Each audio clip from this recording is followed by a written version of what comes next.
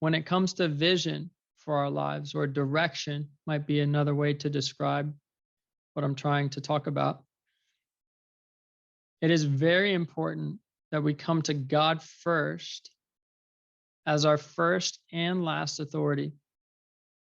Otherwise, we run the risk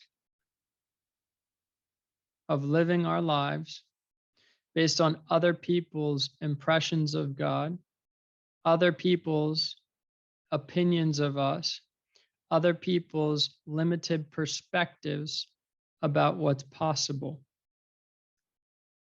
Primary example, what I mentioned earlier, I was limited in my vision because I had come into agreement with what was possible based on other people's opinions. These people had lived 10 years or longer than I had. These people had been in an industry longer than I had. They had more work experience.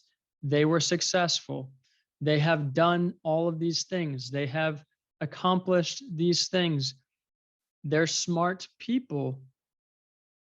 They must know more than I do. And that is factually accurate. However, their perspective is also limited. And had I listened to them, I would never be here. And when I say here, I don't mean literally on this call, although that is part of the process and the journey. I mean here as the man that I am today.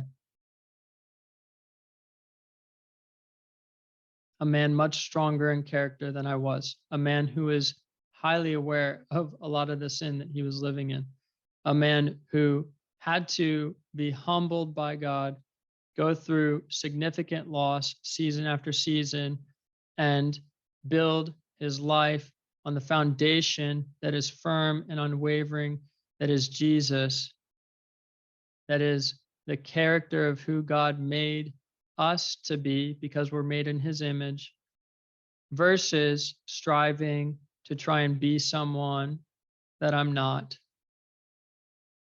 striving to try and accomplish things in my life in my timing rather than walking with God in the sandals he's given me. If you were listening earlier, walking confidently, trusting in his timing and not costing my peace. As a man who is now married, who once had somebody said to me, somebody that loves or loved and cared for me deeply, I don't know if you'll ever get married. There are so many elements of our life that only God knows.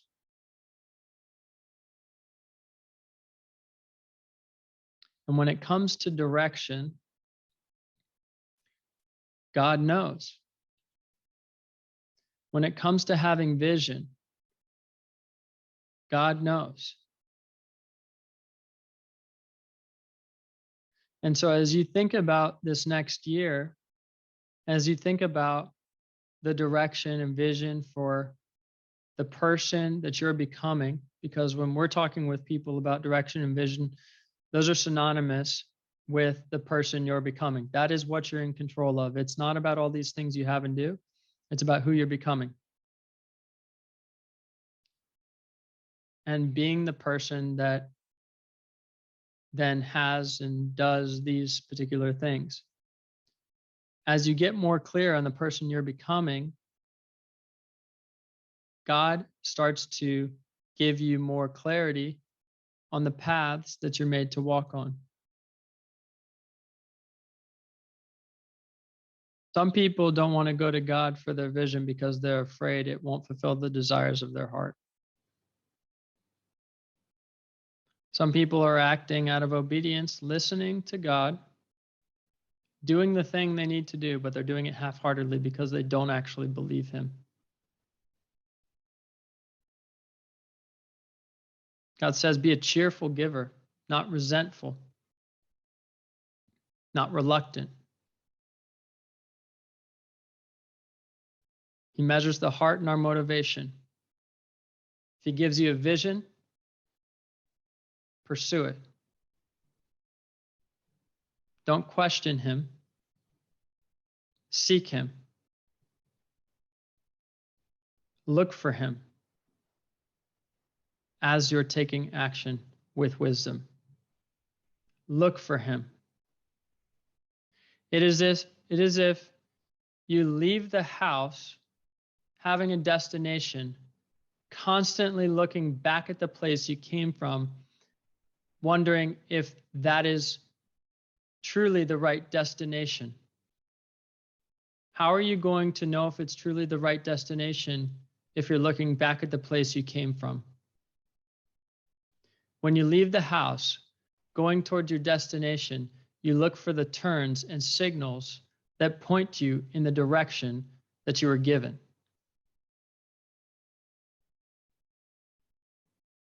I feel a very strong conviction about this. God knows what he's doing. Look for his signals. Look for the turns that lead you in the direction you were given. Seek him. Seek first his kingdom.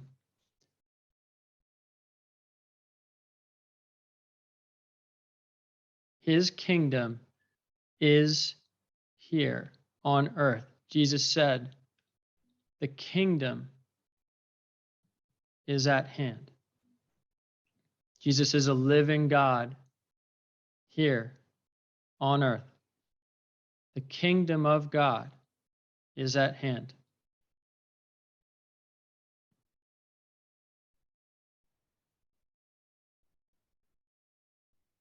Seek first the kingdom,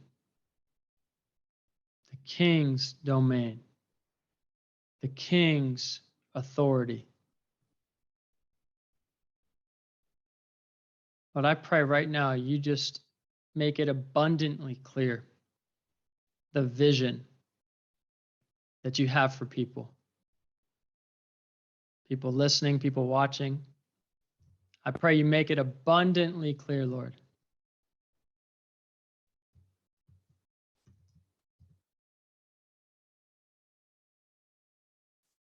But give them an impression. Give them a picture. Give them the thought, the person, the opportunity. Make it abundantly clear, Lord. Show us. Show us, Lord. Show us in the ways that we need. Help us trust the traffic lights.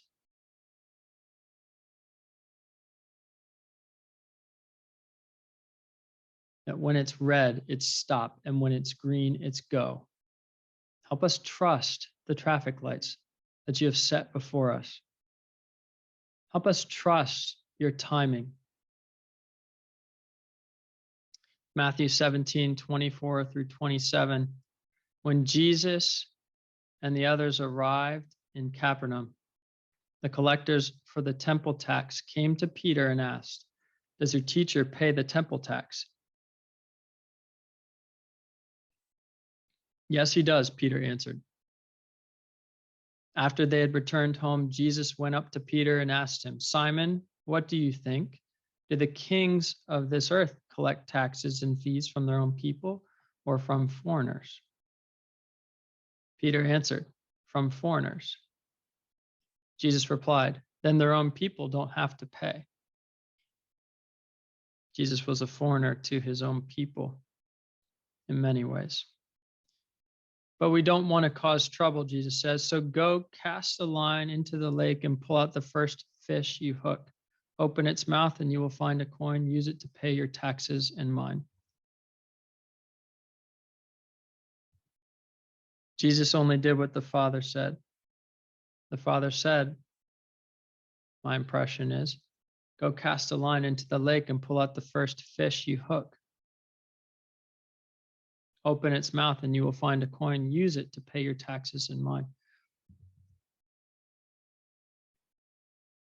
trust God's time. Jesus was Son of Man, Son of God. He is Son of Man, Son of God. And in this narrative, in reading about him, he could have made the money appear. Instead, he instructed what he was instructed, the direction to go cast a line into the lake and pull out the first fish you hook, Peter. Open its mouth and you will find a coin, Peter. Use it to pay your taxes and mine. I don't know how many fishes are carrying around coins. My impression is it's probably not many. But in God's perfect timing, he knew what Jesus and Peter needed and how to fulfill those needs through a simple instruction of where to go and what to do. Because God's timing is perfect. So perfect that it fulfilled their needs exactly. I believe Jesus in that moment is showing us what it means to be obedient and trust God's timing. Of course, he can bring money out of thin air to fulfill our needs. But what if we actually listened and obeyed his instructions and saw how perfect he is in his timing? What if God is teaching us to be an active participant in the process of our faith?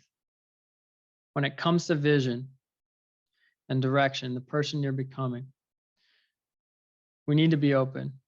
We need to give God authority. I believe Peter could have given somebody else authority and said, well, Jesus told me to go do this thing, but, I don't know if I'm really going to find what I need when I go catch the first fish. And that person might have said, oh, yeah, probably not. I doubt it. What are the odds of that happening? And if he had given other people authority, I wonder if he would have been able to fulfill those needs. At the very least, he wouldn't have had the faith to do greater things.